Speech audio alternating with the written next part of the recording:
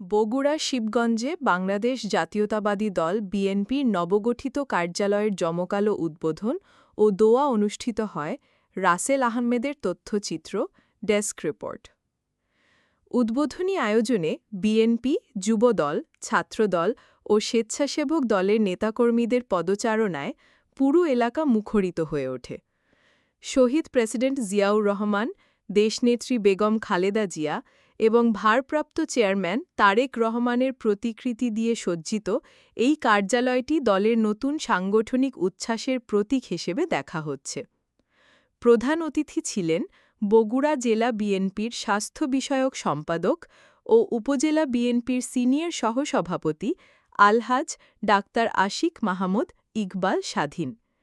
তিনি বলেন, এই কার্যালয় থেকেই জনগণের সেবা ও অধিকার আদায়ের সংগ্রাম আরও শক্তিশালী হবে।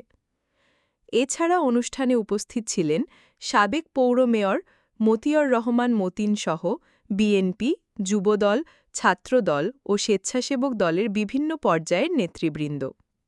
নেতাকর্মীরা আশা প্রকাশ করেন, নতুন এই কার্যালয় শিবগঞ্জে বিএনপি সাংগঠনিক কার্যক্রমকে গতিশীল করবে এবং গণমানুষের আন্দোলনে নতুন মাত্রা যোগ করবে। চলনবিলের সময়ের প্রতিচ্ছবি। আসসালামু আলাইকুম।